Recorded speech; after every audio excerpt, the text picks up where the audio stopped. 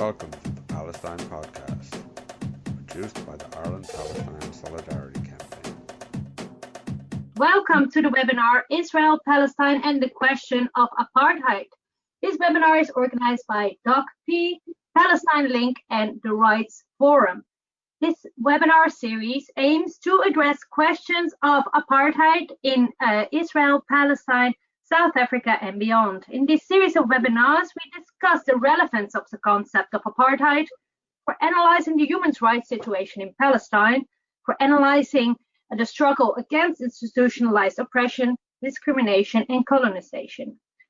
Apartheid is a crime against humanity, as is constituted in the Convention of 1973 and 1998 Rome Statute of International Criminal Court. It is also a very controversial concept and a lived reality, both in the past, in South Africa, and in current situations. In 3 webinars, we will discuss this concept, but also very much so the lived reality of apartheid. Today, in the third and last session of this webinar, we will discuss the lived experience mobilization of apartheid. And we have 2 esteemed speakers and a discussant. First, let me introduce myself.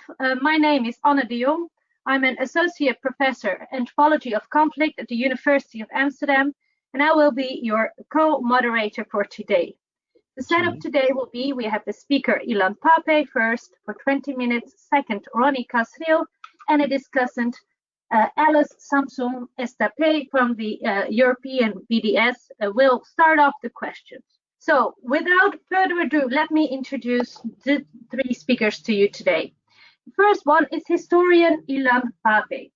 Ilan Pappe is a well-known name and should not need any introduction, but just in case, he's an Israeli historian who is also known as a new historian.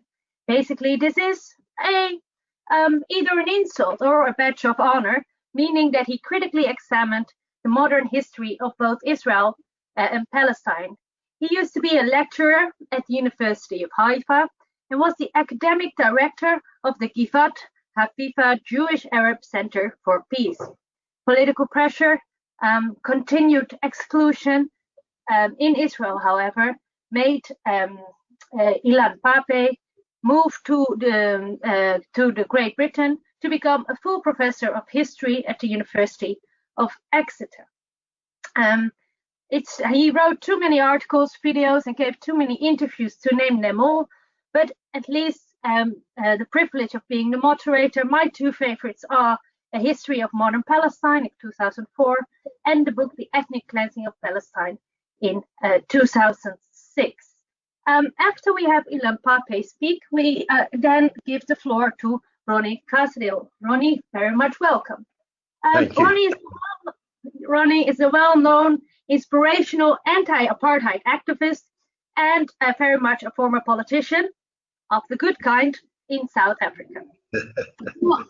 He was mobilized, I should say, or can we honestly in this setting say radicalized by the Sharpeville massacre to become an active part of the anti-apartheid struggle. He not just joined in protest, but was very active in the underground activities and had a leading role in the unfortunate Bishop massacre in 1992, where 80,000 protesters marched and the CISC Defense Force opened fire on innocent anti-apartheid protesters. This left him, however, undeterred and later became part of the MK High Command. He's also a fervent and outspoken critic of Israel and has many experiences on the ground in Palestine listening to Palestinian comrades. That despite multiple attacks and smear campaigns to his personal being. Last but not least, I will, after these 2 prominent speakers, give the floor to Alice Samson Estape, which is the head of the BDS Europe. She will surely enlighten us with the questions she has for these 2 speakers. So in brief, let me hereby open the floor to Ilan Pappe. Okay, thank you very much. It's a great pleasure and honor to be with Ronnie, a very, very good and old friend of mine, and an idol of mine. And it's a great honor to share the podium with him. We did it before. Hopefully, we will do it again very soon in person. And thank you very much for inviting me. I would like to, because I have a very short time, to start by stating 3 facts which I think are relevant for discussion of apartheid in Israel and Palestine. In particular, I was guided to talk about the experience of an activism, a Jewish activism in Israel in this context of the apartheid paradigm or the apartheid comparison. So I want to start with 3 facts and then relate to them, because I think they're very important for any fruitful discussion on the relevance of the apartheid paradigm or a case study to Israel and Palestine today. The first fact is that in 1987, I think the first time that any academic properly kind of called Israel an apartheid state, it was Uri Davis in a book called Israel an Apartheid State. It's not that people did not use the comparison before 1987, but I think it was the first time that it appeared in kind of a coherent way in a published book. And his own position is very interesting for explaining how much work there's still to be done on the question of apartheid and its application to the case of Israel and Palestine. He himself was, as you know, one of the few, in fact, one of the 2 members, Jewish members of the Fatah. And he wrote the book at the time when the Fatah movement and the PLO had already sponsored or adopted the 2-state solution, which on the face of it allows for a Jewish nation state next to a Palestinian nation state in the West Bank and the Gaza Strip. So on 78% of Palestine, according to this paradigm, 78% of Palestine, which is Israel without the West Bank and the Gaza Strip, this kind of discourse or this kind of solution allowed for a Jewish nation state that, given the history, its ideology, its demographic, could only have been an apartheid state. So in many ways, when people talked about the 2-state solution, sometimes without even paying attention to it, they were talking about a Palestinian nation state, an independent state, next to an Israel that, if it remains a Jewish state, could only have been an apartheid state. That is even if we're talking about the best 2-state solution we can think of, namely a fully independent sovereign Palestinian state without 1 Jewish settlers in it, without 1 Israeli soldiers on its territory. It still does not guarantee that Israel, even this smaller Israel, will not be an apartheid state. That's the first fact we have to take into account.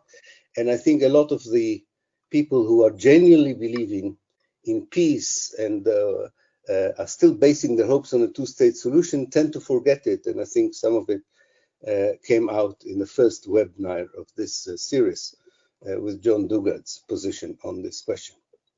The second point, which is very important, is that the PLO had only 2 Jews in it. Uri Davis, whom I mentioned, may he live long, and the late and wonderful Ilan Halevi. But the PLO's peace policy, after adopting the 2-state solution, and this is also today the Palestinian Authority's position, was based on this model that said that there are 2 peace camps on both sides. And these 2 peace camps would push for a reconciliation eventually. This is still the position today of whoever represents the Palestinians officially, be it Palestinian members in the Israeli Knesset or the Palestinian Authority. Now, it is true that when you speak privately, or if you read between the lines, the positions of even prominent members of the Palestinian leadership today, you can still hear that some of them are still loyal to the older liberation struggle instincts that does not believe in the existence of a Zionist peace camp and does not pin its hopes for a future solution on such a camp, but rather understands that if anything can happen from within the Jewish society in Israel, it is the increase in the number of anti-Zionist Jews who believe, like the Palestinians officially did until the 1980s, that the whole of historical Palestine should be decolonized, de-Zionized, and liberated. So I think that's the second fact that we should take into account, that any discussion on apartheid that somehow is still connected to the idea of a peace camp inside Israel and a peace camp on the Palestinian side has a logical contradiction in it and is not going to work. The only way it's going to work is indeed to adopt the ANC model, where white people join the liberation movement of Africans. And we should look for a model in the future that allows anti-Zionist Jews to join that liberation struggle in the 21st century, very much as Ronnie joined the ANC. The third fact that I would like to mention in this respect is that whatever has become or has turned into the Israeli peace camp, or what we call in Israel liberal Zionism or left Zionism, and even the non-Zionist Communist Party, which is an important part of the peace camp in Israel, are still wedded to the idea of the two-state solution as if it were a Catholic marriage. Palestinian members of Knesset, the Palestinian Authority, endure the two-state solution, despite the fact that they all know that it has been dead for years, is not viable, and in fact, keeping talking about it provides an umbrella of immunity for the Israeli impunity on the ground. Now, what do we learn from these three undeniable facts?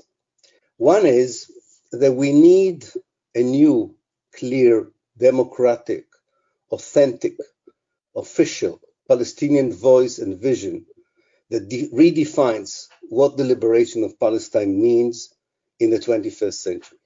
A vision that adapts to the reality of the 21st century and by that maintaining its loyalty to a just peace. We have the beginning of such a vision in the three rights that the BDS movement promised to protect: the right of return for the refugees, the rights of Palestinians in Israel to live in equality, and the rights of the people in the West Bank and the Gaza Strip not to live under military occupation or siege. But this is not a vision by itself. The vision needs to have an end game, and this end game has to be drawn by the Palestinians through their national bodies for the whole of Palestine and for the whole of the Palestinians. And then you might get a clear idea of the structure that should carry this vision to the only possible solution in Palestine, which is one democratic state for all, from the River Jordan to the Mediterranean. Now, until this happens, and I'm not very optimistic that this will happen very soon, but it will happen, because if that's not happening, nothing else would happen. But until this happens, I would not expect any change from within Israel. As someone who's been active here among the Jewish community for so many years, I know that there's only a small group of anti-Zionist Jews. They are important. They are growing in numbers. But at this moment in time, they have no impact whatsoever on the policies of the apartheid state of Israel. But they should continue, and they should continue to educate the Jewish society about the history of Palestine, because most Israeli Jews are ignorant of the history of Palestine. They should understand that Zionism is an ideology of a settler colonial movement, very much as apartheid South Africa was an ideology of a white settler colonial movement. They should understand that such an ideology brought about the ethnic cleansing in 1948 of half of Palestine's population, and that ideology is behind the criminal policies after 1948, whether it is the military rule that was imposed on the Palestinians in Israel, or the occupation itself of the West Bank and the Gaza Strip, and all the other very long list of war crimes that Israel perpetrated against the Palestinians wherever they are from 67 until today. Our role as anti-Zionist Jews within this paradigm of anti-apartheid and decolonization of Palestine is really to convey the Israelis two very important messages. One is that they're going to lose a lot of the privileges that they have if they want to live in a just democratic country. There's no other way of doing it. They have privileges at the expense of the Palestinians, and these privileges will be taken for them for their own good and for the purpose of peace and reconciliation. And I think anyone who doesn't tell the Israelis this in the face makes a mistake by not explaining that this is going to be a painful process. And the other, maybe for some Israelis also another painful message, and I think we're working on it here as activists, anti-Zionist activists in Israel, is to convey to the Israelis that their vision of being part of Europe is factually wrong, geographically wrong, but also very dangerous. It alienates the region, and it perpetuates Israel's position as an alien country in the region. In many ways, the region is a little bit like a big ship that is looking for a safe haven or safe harbor. Israelis tend to think that they are not on that ship. And that ship can also sink, as we have seen several times. So in a way, even if they occupy the best cabin on the Titanic, it doesn't mean that they're not on the Titanic. If, God forbid, this is where the Middle East is going now, I hope it will go eventually to safe harbor. You need to be part of the problems of the Arab world, and you have to be part of its solution. You cannot claim to be out of it. The international community within this reality that I'm describing can help, of course, first and foremost by continuing the great work that the BDS has been doing. But I think the BDS should now be much more and strongly connected to the ODS. We should move from BDS to ODS. The ODS is the one democratic state. And of course, the Israeli Apartheid Week that students have been staging all over the world is a very strong, genuine show of solidarity with the Palestinians on the ground. But it needs now, I think, to be part of a much more clearer solution for the future. We need a counter deal to the steal of the century or the deal of the century, and to realize that that deal of the century is not just, I'm talking about Trump's deal of the century, is not just a bad solution. It's far worse than that. It's an assault on Palestine and the Palestinians. It's an attempt to depoliticize the Palestinian issue, an idea that was concocted in Washington and Tel Aviv and Jerusalem, to try and claim that there is no political issue in Palestine, only an economic one. In order to fight against this deal and its possible destructive impact on Palestine and Palestinians, people outside of Palestine, I think, can continue and help also by changing the language that is used by the media, by the politicians, by the academics.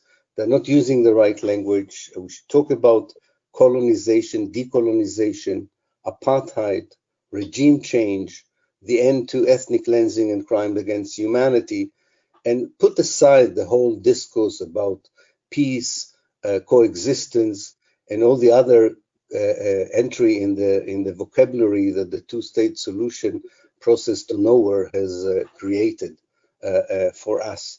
And of course, by doing that, I think we'll also successfully fend off the accusation of anti-Semitism that Israel and its supporters has weaponized in order to silence anyone who criticizes Israel.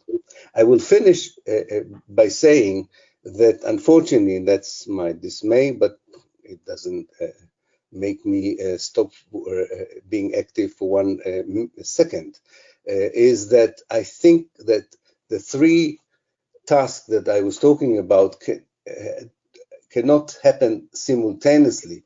There's one depends on the other, and until we come back to the first point I made, until we have a clear Palestinian vision for what are Palestinians all over Palestine and those who were expelled from Palestine, what are they fighting for, which I'm sure is not a two-state solution anymore.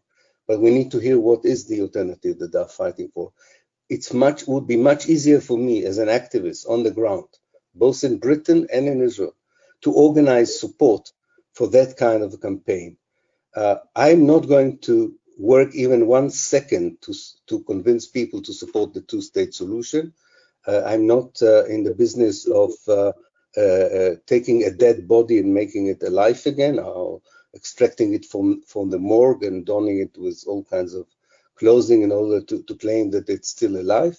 But it would be much easier to have a Palestinian compass that with international solidarity and proactive support on the ground by anti-Zionist Jews can still, I think, bring an end to the apartheid regime in Israel and replace it with a democratic state for all, which will be good both for the Jews and for the Palestinians after 120 years of unnecessary bloodshed and oppression. Thank you very much. Thank you very much, Ilan. That was enlightening, Ronnie. Without any ado, please, the floor is all yours. Well, thanks very much, and thanks for having me. I'm breathless after Ilan's input. Hi, my dear comrade and friend and brother, Ilan.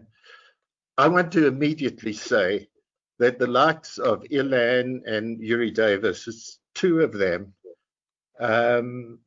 in terms of full-scale support for the Palestinian struggle, and Ilan mentioned Yuri and one other, who were part of the liberation movement of Palestinians.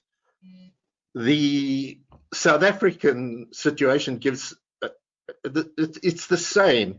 Ilan and Yuri, if they'd been in South Africa, they would have been part of the ANC-led liberation struggle. One of them once said to me, Ronnie, if but for the fact that your ancestors, instead of coming to Israel, instead of coming to South Africa, had been in Israel, we'd been in the same struggle.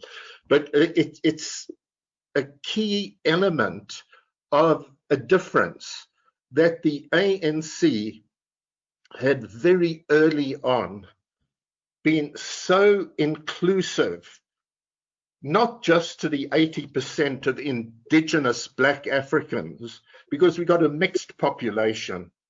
They're those of Asiatic, Indian origin.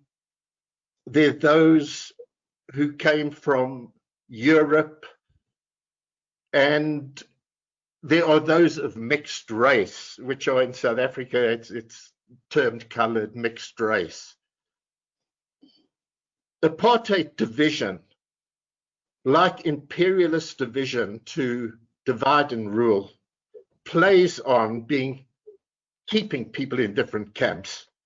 What the ANC, and I must say the Communist Party of South Africa, the one created in 1912, the oldest liberation movement, national movement in Africa, the ANC, Communist Party from 1921, came to unite two cleavages, two divisions within the society, class and race, to bring them together. And the ANC in the mid-50s, with its Freedom Charter, which was inclusive and said that South Africa belongs to all who live in it, black and white, was able to create the basis for a broad movement of all our people. And there were more whites, but a great minority of whites in South Africa, but more than in the Palestinian-Israeli situation. Ilan is just a brilliant example of that kind of emancipation. But in South Africa, it amounted to several hundred in a mass movement, of course, of tens and tens of thousands who were on board. And what does that say? What does it say to the internal struggle? What does that radiate to the international community? That there's an absolute inclusivity towards, as the Freedom Charter said, South Africa belongs to all who live in it, black and white. In the mid-50s, it was only the special branch of the government and the Verwoerdites who paid attention and said that was communism. The white population were brainwashed, they were frightened, they didn't pay attention. But as the struggle unfolds, enormous qualitative changes take place because of the immense contradictions within the system, which are there as they were in South Africa, which are there within the Zionist Israel situation, as they are within America over 4 centuries, culminating to the perfect storm developing there today against racial discrimination.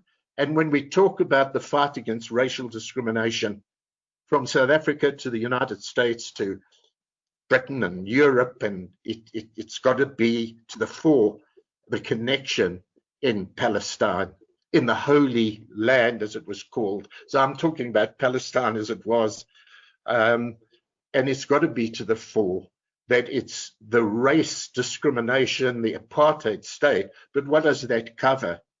It covers the exploitation of a people, the dispossession which happened to the South African people, which brings us so very close together. So in this time that I have left, I'll mention for our friends internationally, they've asked me, what's the experience of the BDS movement? We started off by calling it a boycott movement. In South Africa, it started in very humble ways. It started with an internal boycott of the humble potato in the 1950s, because the potato farmers, these white overlords that ran their massive land, their farms, with slave labor provided from the prisons, from the police cells, from the magistrates sentencing Africans without the passport, the ID document, to serve in those farms where they were driven like serfs and murdered in the potato fields. So the African National Congress came up with the potato boycott. They then looked to the idea of international support, and I'm talking about late 50s. The anti-apartheid movement was essentially born in London. Why London? We don't love the British, but they were the colonial occupier, the force that created the whole of South Africa over the centuries to the point of apartheid in 1948, the same year, the same month where Israel grabbed its unilateral, illegal, criminal property and its ethnic cleansing. The same month, not just the same year. But there we are. We have that particular aspect, the beginning of that. So the ANC looks to the international community. It goes to London, and an anti-apartheid movement is started in 1959 to boycott not the humble potato, because that's not exported, but the beautiful orange that's replacing the beautiful Jaffa orange that had been produced by Palestinian brains and hands in those farms that made wealth for Palestinians over so many centuries. And it's the orange that is selected as the prime symbol of apartheid in terms of trade, in boycotting. And the lesson of that, because it worked beautifully, it transmuted into the Cape grape, the Cape wines, and then other products, to the extent that Foster, a fascistic, after Verwoerd's assassination, Prime Minister, said every product that South Africa sells internationally is a brick in the wall of our existence. And the BDS movement were going to prove him wrong by removing those bricks. So from potato to orange and grape and wine to divestment to sanctions, it played out over 30 years. The BDS movement of Palestine has advanced very rapidly, but it was the Sharpeville massacre, which has been referred to today, brought me into the struggle as a 20-year-old kid in 1960 March, that suppressed the internal movement for some time, banned the ANC, led it in a few years to Mandela's incarceration and so many others. But it galvanized the international community. And from Britain to the Netherlands, your country, to Spain, where Alice is from, to the whole of Europe, and then America, where the black movement, the black lobby, incensed by racist South Africa, pushed through its demands. And we saw in the space of those 10, the first decade, the second decade, we saw at the end of the first decade a focus on sports. And this is why it's so important. You understand the soft underbelly. Where can we hit them? Of course, we have a long menu of companies trading, of products, and so on. Focus in on concrete identification and symbols. The orange, housewives throughout Europe, and from Sweden, where it was tremendous, the boycott, but everywhere else, would not buy South African fruit. And the posters were of the South African orange dripping with blood. But there's a guy called Peter Hain who actually said in London to the anti-apartheid movement, it's very good, our big marches protesting against South African sport, because these racist sports teams are coming and going to Mother Britain all the time. We've got to disrupt it. The anti-apartheid movement balked. They said, well, you know, this is going to alienate British public. Hain was a liberal. A small little group of his friends began to disrupt those events. By 1970, the British public, at least the thinking public, the anti-apartheid movement, realized we will disrupt these sports games. And at the stadia where South Africa tried to play cricket against England, Lords and Leeds, and the Oval, the hollowed grounds, there were thousands outside, and inside there were activists who got onto the pitch. It was disrupted and it was called off. Within weeks of that, the Olympic Committee banned South Africa from the Olympic Games. Within another year or two, the same happened in Australia. South Africa, Australia, rugby, cricket, it's a religion. Within 10 years, it took another 10 years, New Zealand, and I saw the documentaries of a New Zealand welcoming a Springbok rugby team in 1966. They welcomed them as the golden boys of the West. They loved them. The challenge was so exciting. These are the two major rugby playing nations, quite frankly. And people of New Zealand turned out against the rugby lovers who were there and saying, don't you dare mix sport with politics, you communist rebel. But there were thousands and thousands. They disrupted the games. That was the last time South Africa ever dared to send a sporting tourist team abroad. You know what that did? It inspired over those years the struggling masses of South Africa, because in this time there were the ebbs, the flows, like in Palestine, the dark periods, the bleak, the intifadas. It inspired the people in South Africa to greater efforts. Psychologically, what a body blow to the racists, to the apartheid regime, to their community, brainwashed like those in Israel, quite frankly, to see any opposition as threatening their lives, as wanting to push them into the sea. And that isolation of South Africa over the years paid dividends And if you come to boycott, linking in with divestment, we got thousands and thousands in all those countries to rally to the anti-apartheid cause, and the divestment and the sanctions campaign absolutely blossomed. I have a friend, Tony Bloom, who was a big businessman in South Africa, and he said to me, Ronnie, my son was in Britain at Oxford, and I was sending them money through Barclays Bank, but they responded to me to say, Barclays Bank's being boycotted here. Father, find another way of getting us money. In time, the banking system bowed down, because that was then another big target with divestment, that the trade unions, the universities, the churches would divest from their pension fund investments and so on into any investment program linked to South Africa. It hit South Africa in the belly, in the gut.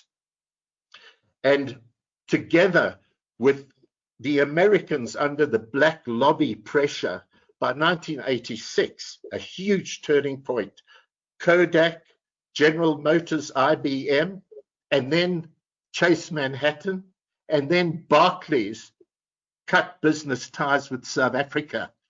When we came to negotiations, a national apartheid era minister said to me, Ronnie, when I saw Barclays cutting ties with South Africa, the Barclays that my grandfather, my father, and myself grew up seeing as iconic to our economic well-being, pulling out of South Africa in 1986, he said to me, I saw that we were doomed. Sanctions, let me quickly say in the little time I think I've got left, that the sanctions through the United Nations, through its resolutions, economic, military, embargo of South Africa, the sanctions aspect had led by the 80s with a mass upsurge in South Africa after the Soweto uprising and the mass uprisings inside South Africa.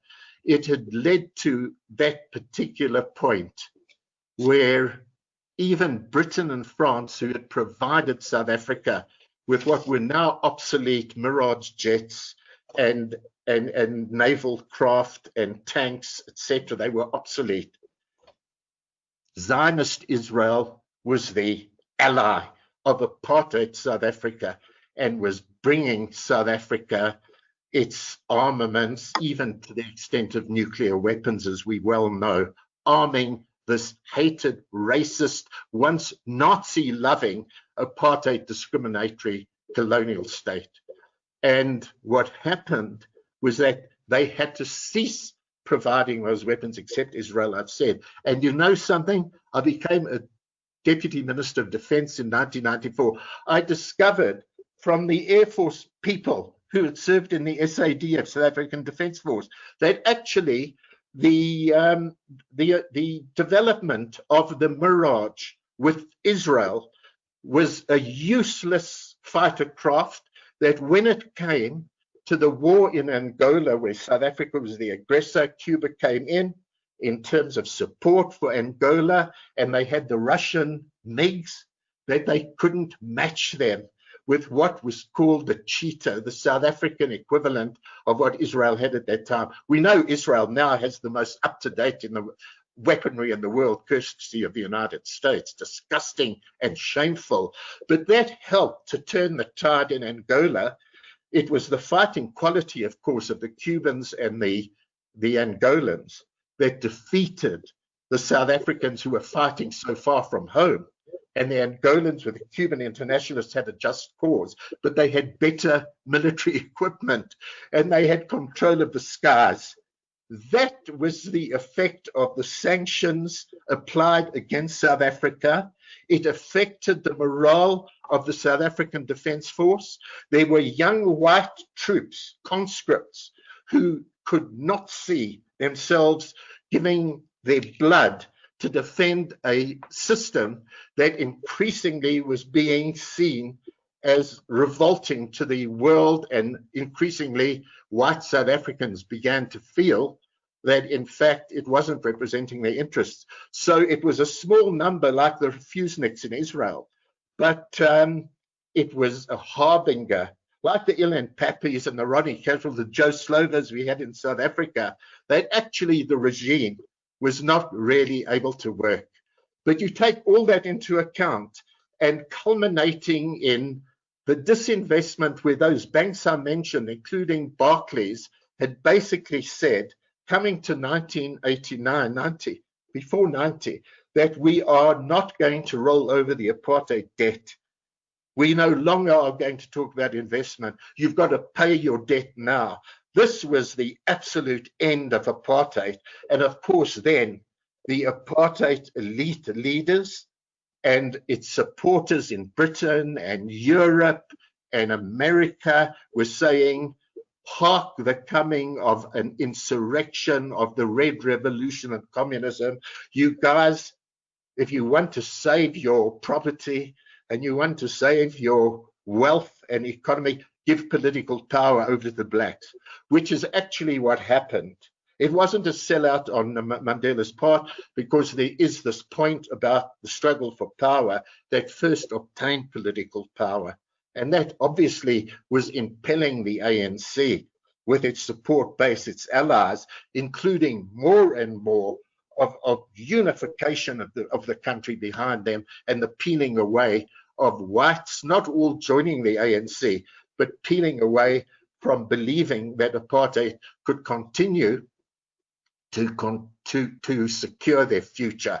And for big business, the Oppenheimers, the oligarchs of South Africa, these guys in league with big capital and the corporates internationally started pulling the plug.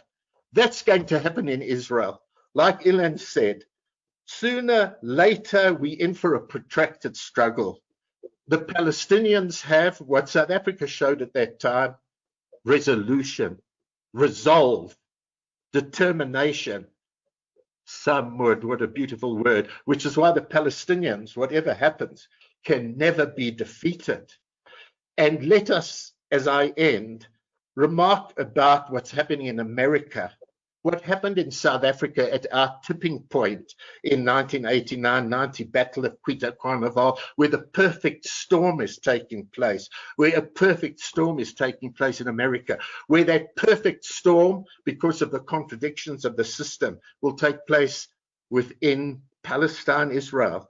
And that is where everything breaks up, the cracks appear, and the beautiful liquid of freedom starts seeping through those cracks, and the people are inspired. My last point, to emphasize that the lessons of the South African struggle is the interconnection between internal political mobilization, mass struggle, was reinforced in our situation by an underground network so vital to any resistance, and to armed blows.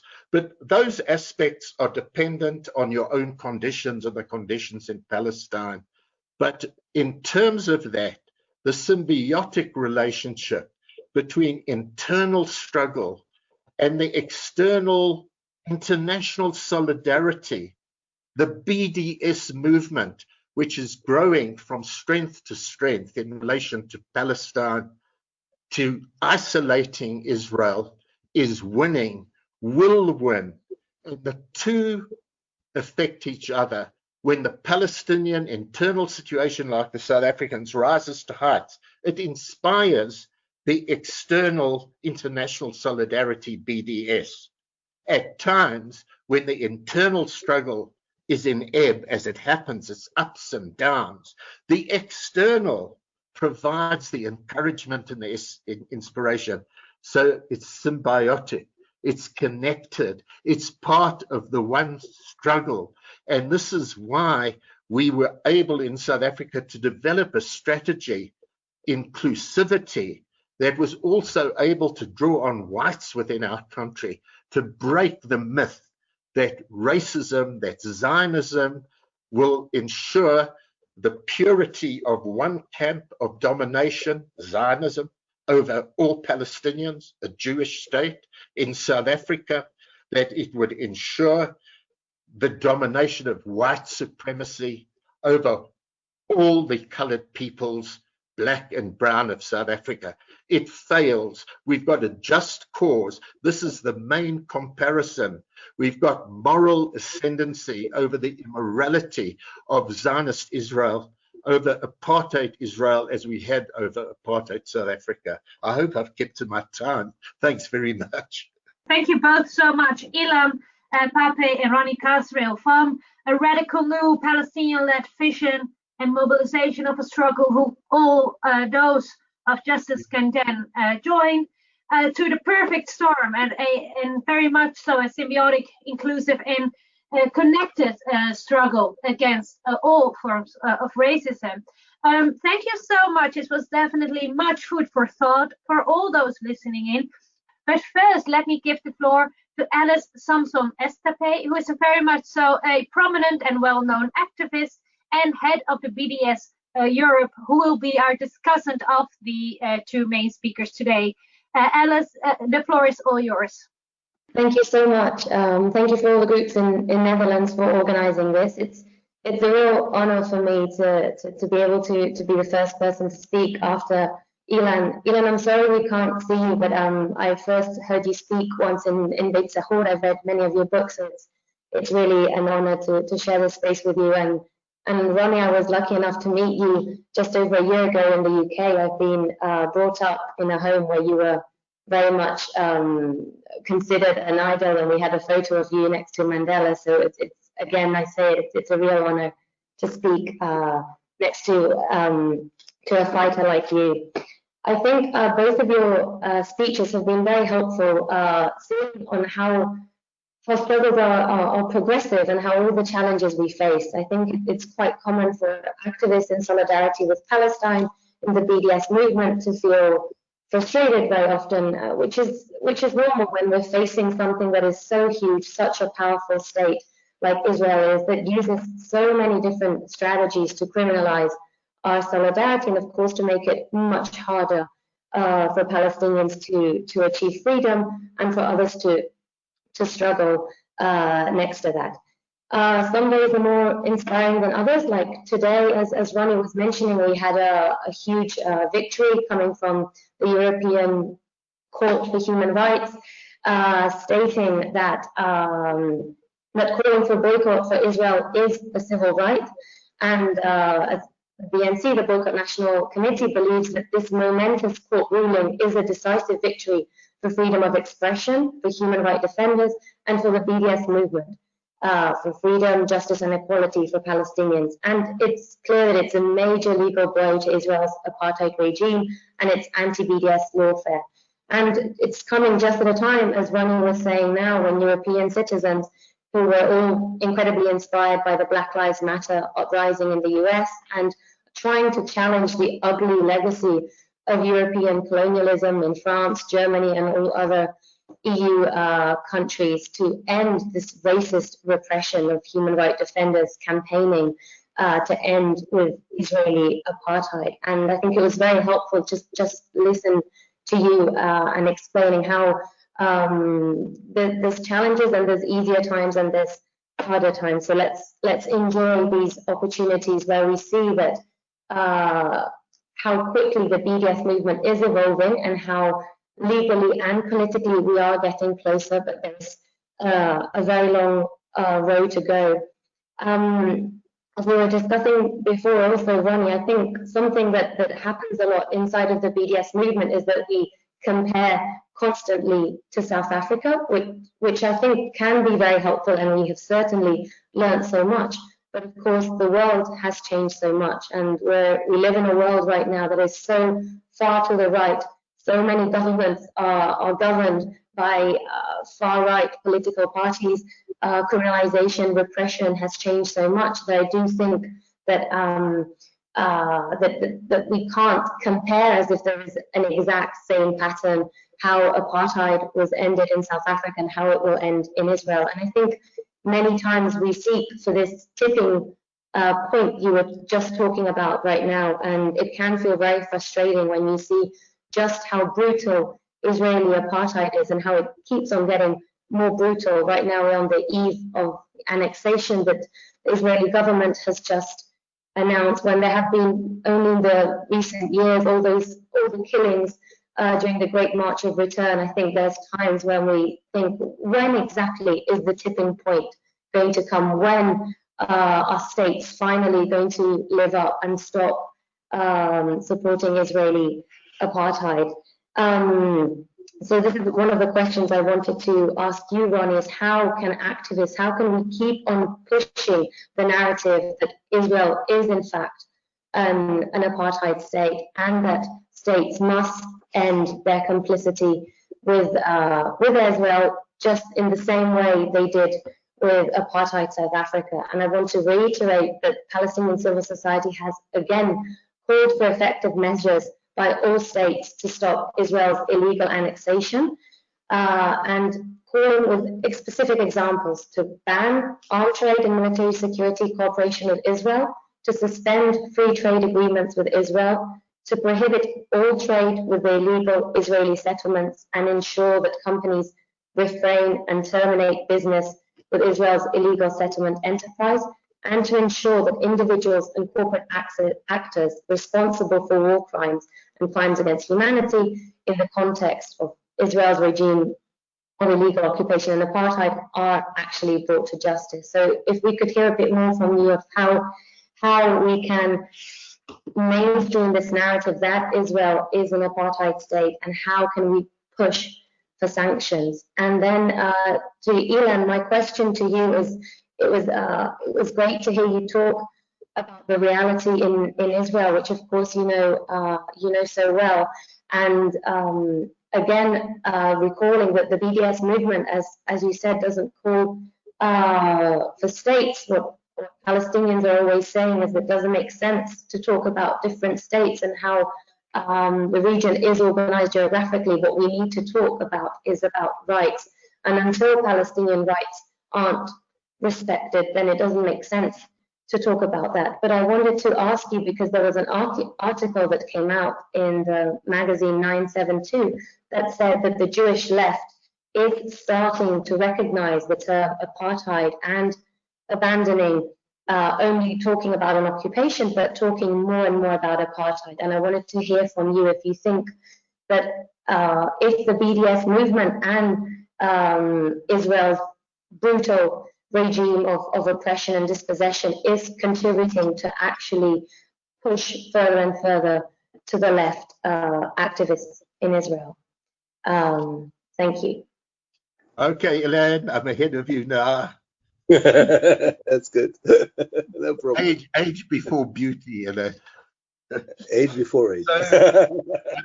I think you put this so well. And let me first make a point about the context in which the struggle from the 60s to the 90s was taking place. Very different to today. In that period, we didn't have the global neoliberal free market. Remember, it was late 80s that Reaganomics with Thatcher starts bringing that about. That makes a huge difference. We didn't have at that stage the really, and it's a paper tiger, I'm using a Maoist term, America, it's not quite, but you get what I mean, the contradictions that beset. That's what the Chinese were talking about. America wasn't so dominant in a bipolar world. There was that difference. It was also a period of huge advances in the national liberation movements throughout the world. Algeria in the 50s, Vietnam from the 50s and on, Africa in the 60s, armed struggles, liberation struggles, Cuba, Latin America. And these had a popular resonance amongst the youth of the world and trade unions, the left, etc. So it was quite a different situation. And I really feel the Palestinians have had the bad luck of the draw. To have been the remaining country, people struggling against colonialism, dispossession of land and rights, the last. But at this phase where the unipolar American-dominated free market, neoliberal world economy, relations of power, etc., have been so dominant, that's what's made their struggle that much more difficult. However, and this is the wonderful aspect of coronavirus, the silver lining. Who would have thought, you know, and I'm making this as a joke though, and it's horrible, but who could ever predict what's going to happen in our world in terms of its contradictions, in terms of what's happening to the climate, the ecology? So we've had the perfect storm in America, an absolute useless, racist, pathetic buffoon of a president. We've had the online image of George Floyd's 9 minutes of execution. And we've had, because of the virus, black and whites in America sitting at home without need to go to work, absolutely inspired and revolted at what was happening at the time, to get through onto the streets and create this incredible crisis in America. And who knows how that's going to change the world? Who knows how this is going to impact on Netanyahu, the Zionists, the annexation plans? What we have to always do through thick and thin, and even when we can't see the light at the end of the tunnel, is know that the contradictions inherent in racist capitalism, the neoliberalism, the empire, Pax America, whatever, in Europe, the oligarchs, etc., that this is going to come unstuck. And what can help to bring it unstuck sooner than later is the resistance, the resolve, the somewhat of the people, which the Palestinians are showing, and which is why I am frankly, and I take into account Gramsci's saying of the pessimism of the intellect, but the optimism of the will. We have to be optimistic, and that's not being romantic. And Fidel Castro said that it's vital for revolutionaries, for activists, for people wanting change, to keep that hope alive. What the Palestinians do in their resistance inspires us all. It makes us believe that there can be a changed world. And America and Black Lives Matter, African America, is showing that as well. So I wouldn't predict, but it's not the question that it's just going to go on and on and on. BDS, as it did with South Africa, where I can tell you, it pales into significance.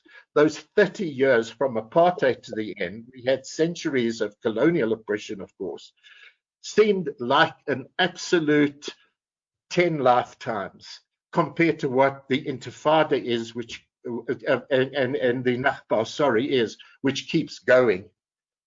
But there is the light at the end of the tunnel. So what can we do inside our country and externally is to create the structures, raise the awareness, so that when the bubble bursts, as it did with George Floyd, that you've got the masses on your side, you've got structures in place to take advantage. I don't have any criticism for the BDS movement, for Omar Barghouti and the comrades from Palestine. They're doing the right thing. We've got the right message. We'll make some mistakes, some errors here and there. We must help each other. I would say, from the South African example of picking on the Outspan Orange, of picking on sport, of picking on culture, there should be a picking on the Eurovision contest, where Israel's part of it, on the UEFA Soccer League, which Israel is part of. This is where we should focus such power, pressure, as to crack one nut after another, at the same time carrying on with that menu of ours of the divestment, of the sanctions, of the United Nations, etc., of the work that Ilan, Yuri, the academics are doing, the Diane Butos, and the coming together, the encouragement.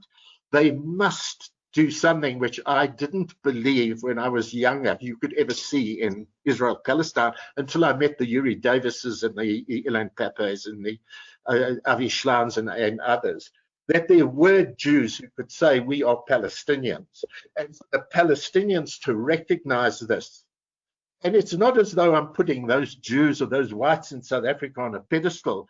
What it does do is that it actually helps to keep the moral high ground, to show you are inclusive, that you're not going to push people into the sea.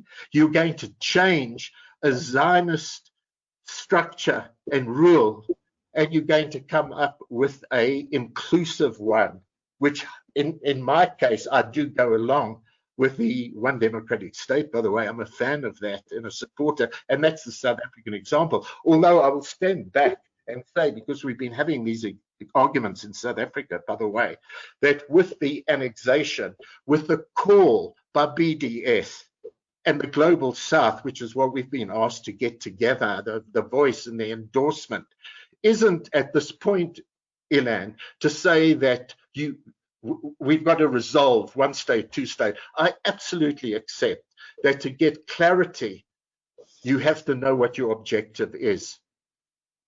But I must say that we take our guidance from the BDS National Committee out of Ramallah in this respect, and we must maintain our unity in action at all costs. Thank you for that thorough answer, Ronnie. Ilan, please come in. Yeah, thank you. And thank you, Ronnie, for very clear and excellent answers.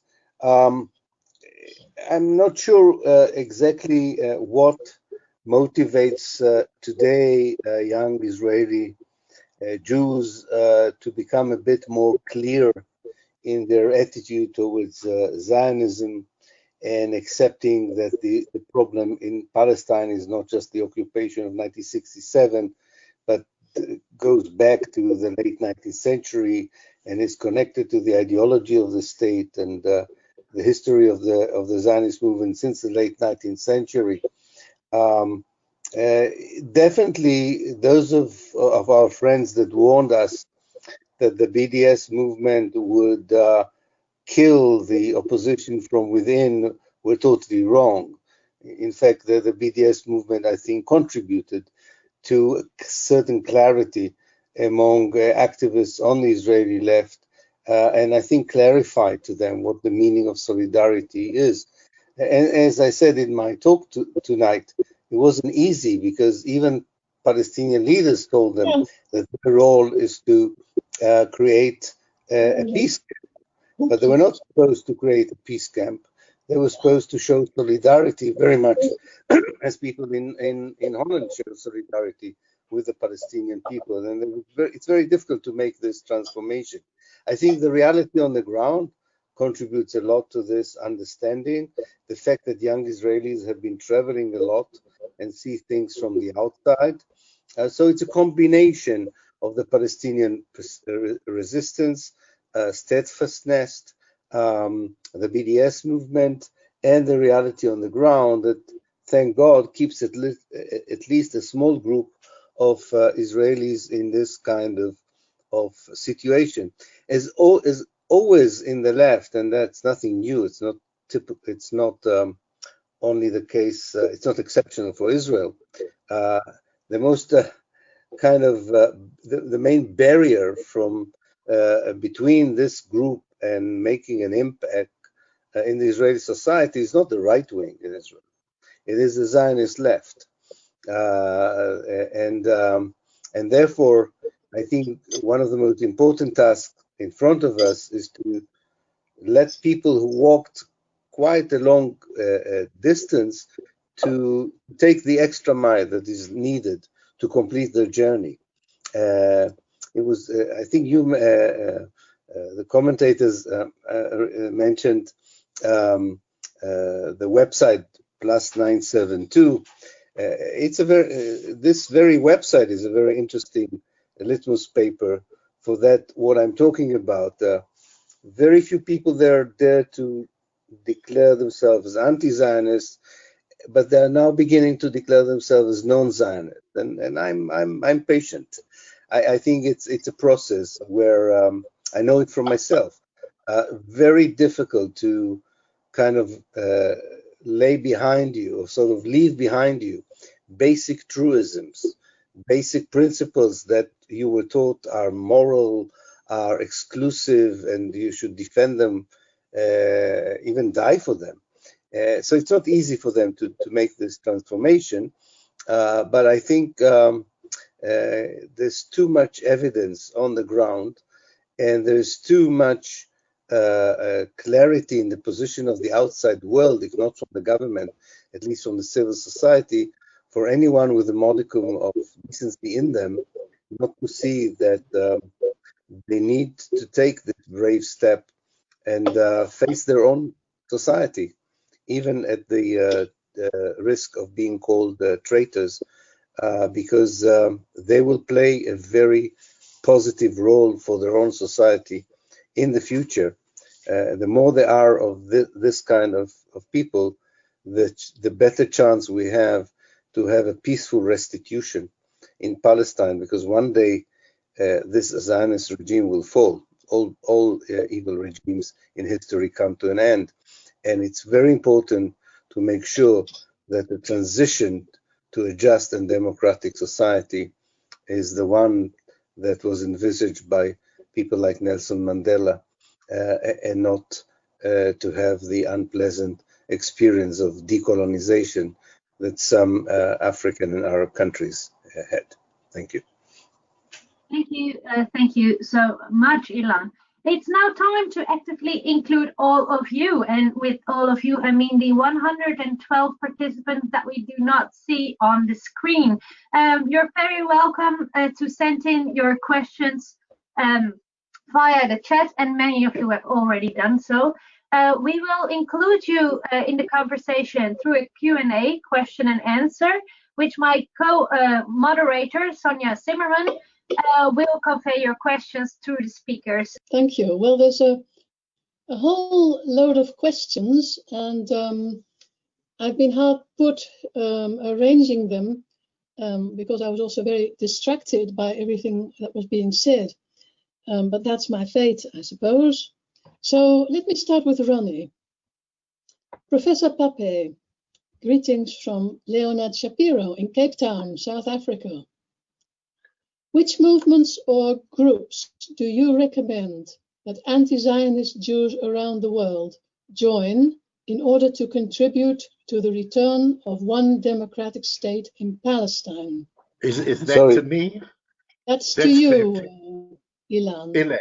Oh. Ilan, good. Yeah. Yeah, Ronnie, I also got confused.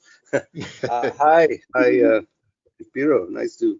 I can't see you, but you can't see me. No, I can see you, but I cannot see the person who asked the question. I saw him in South Africa in 2014, I think. Yes, and I also saw Ronnie there. Anyway, the question is what anti-Zionist organizations. Well, to be honest, that's part of the issue, that we don't have a proper anti-Zionist organization either worldwide, and we don't have one which is institutionalized as an organization or as a popular movement on the ground in Israel.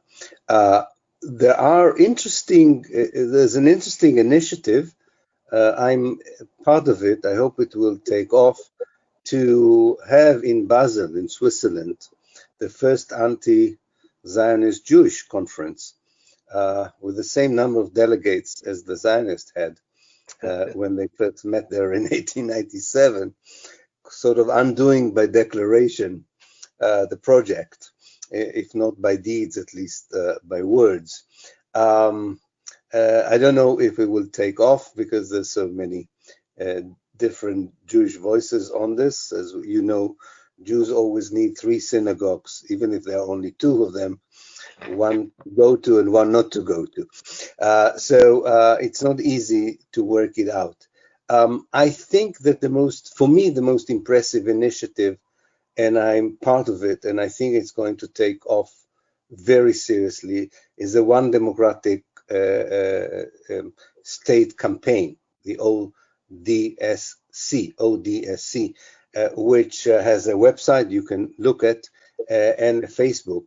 It differs from other outfits that deal with the one-state solution, that it is located in Israel and Palestine. It is not located outside. And it has branches in the Gaza Strip, the West Bank, the Galilee, and the South. On purpose, this group of people don't call themselves a movement because they want to be very democratic. And they see their role as enhancing a dialogue for an alternative vision of a one-state, replacing the vision of two states. And they want the dialogue to include as many groups and individuals as possible, including the Islamic movement, the Communist Party, and so on. So if you look at the ODSC, which I think is now also looking for support from the outside, I feel that this is the grain from which a movement can grow later, which will kind of organize anti-Zionist Jews inside and outside in total and genuine solidarity with the Palestinians, who should really lead the way to the full liberation for the sake of all of us. Thank you. Interesting. There is another related question. It says, it's addressed to both speakers, and it says, can anyone comment on the tendency for Jewish groups in the USA, even anti-Zionist, anti-Jewish state groups, to at least implicitly, but often explicitly, place emphasis on the voice of American Jews when it comes to the issue of Israeli apartheid, etc. Jewish Voice for Peace comes to mind. It's a small group that has a very good mission statement and principles, but is functionally a little exclusive when it comes to leadership and recruitment, suggesting that Israel is, if not a Jewish problem, an issue about which Jews have more insight. Perhaps the experience of joining the ANC as a white South Africa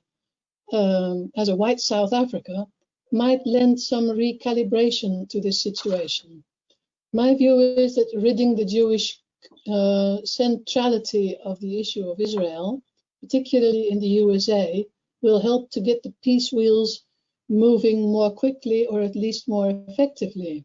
Could you comment on that? Thank you. I think Ronnie should start. Well, I don't claim to be an expert in any way of Jewish communities, by the way. You know, I grew up as a little bit of a Zionist Jew. As a small boy, I was 10 in 1948. And I thought that's where I belonged, the Jewish community. I don't deny my Jewish roots, but by becoming involved in a broader struggle of liberation for all South Africans, I actually lost that identity. And my identity became fully South African and African. And in looking at the Palestinian situation and Jews as part of a colonial settlement there, I could immediately begin to see that the only way, and I say this to the Jews of America and to Leonard Shapiro in Cape Town, I know him well, who asked that first question, that the only way really is the way of, for Jews, the way of Ilan and Yuri and others. Yes, we have a Jewish heritage and relate. We had that in South Africa amongst progressive whites. And the ANC asked us to get together as whites in a particular compartment to organize support. I didn't feel so comfortable, but I took my orders. I was overjoyed when in time the ANC opened its doors to membership, not just of the Black South Africans, but to whites like myself and to those of colored background like my comrades Naim Gina and Salim Valley and others. And I see some of very wonderful young Jewish people who in South Africa are part of the Jewish Voice for Peace. They're about, and have been, I think, and they'll forgive me if I misunderstand, but 3, 4 or so different attempts. The only way that Jews, wherever they are, within the Palestine, and the Yuri Davis saying that I'm a Palestinian Jew, I like that, or Jews of America or elsewhere, to regard the question of how you deal with anti-Semitism, of being Jewish and despised, of getting through that, is not the Zionist way, which was have a Jewish organization. The socialists, the Bolsheviks, the communists of Eastern Europe, they argued, as they did amongst Jews in South Africa who migrated, that that's no way, that you've got to do away with anti-Semitism, with race discrimination of all kinds, not by getting into your little camp like Zionists do, but by being part of a democratic movement that can create a real change in society in which everybody belongs. So that for me is the starting point. And I understand that Jewish people with their cultural background, not all are religious, do come together in terms of certain common interests and connections, but on their agenda as number one should be the challenge that Ilan is putting out. That's the challenge. They've got to get through that. That's my basic answer to that kind of question. And it is the answer to the fate of Jews living in historic Palestine. If they want, like whites living in South Africa before, whilst apartheid and colonial settlement was in place, racism was to come to terms with being Africans. That's the answer for me. Right. Ilan, you've abdicated from this question, haven't you? Well, something short. I think Ronnie said it almost all. I just want to say there's a difference between tactics in the US. Of course, you can target certain groups. You can go and talk to churches. You can go and talk to the Jewish community, to the Hispanic community, to the African American community. And sometimes in a society like the United States, it's good to be aware of the social fabric. But I think that, and I have a lot of respect for what the Jews for Justice have been doing in the United States, and very bravely so. But I think in the end of the day, we should strive for two networks of solidarity, which I think is far more important than politics of identity. One network of solidarity is between oppressed people in the United States, and the Jews are not an oppressed group in the United States. Zionism tries sometimes to portray them as such, but they're not. They're definitely, their situation is not equivalent to that of African American or Native Americans. And I think that the solidarity of the oppressed, colonized people in America with the Palestinians is now far more important in building this international solidarity. Then there is the overall solidarity movement in the United States, which I don't think should be really defined by someone's religious identity or cultural identity, but should evolve around the theme of decolonization, anti-apartheid. I don't think that Ronnie will correct me, but I don't think the anti-apartheid or the solidarity movement with the ANC in the world was divided according to religion or culture. I think it was all around the solidarity with the people who wanted to bring down apartheid. And I think that's what we need now.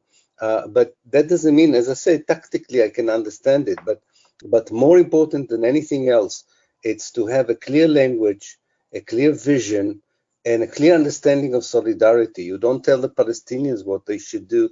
You ask them what they want you to do for them. And we all realize we don't have a clear Palestinian address. We don't have a clear Palestinian voice. But there's still, as the BDS movement has shown, there's so much you can do in the meantime, because I'm very optimistic.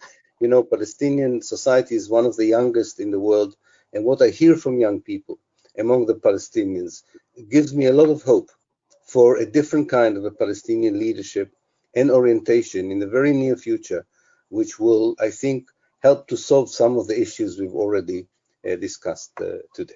Thank you. Right. Here's a question on a very contemporary issue.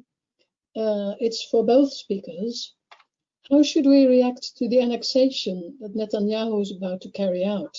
If I may, I'll start, and then Ronnie can join. Of course, we should, in many ways, object to the annexation, but within the right context.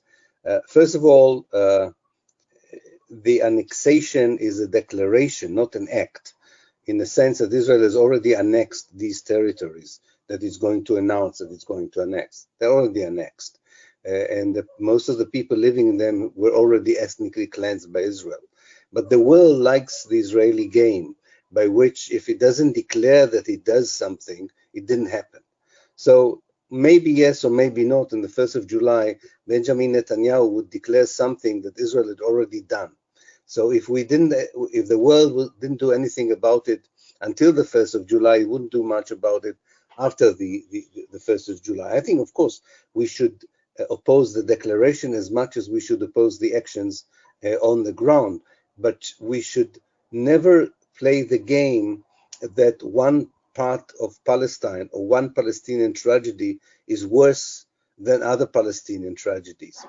Gaza is in a far more difficult position than anyone in the West Bank, and we're not talking about Gaza in the last months or two.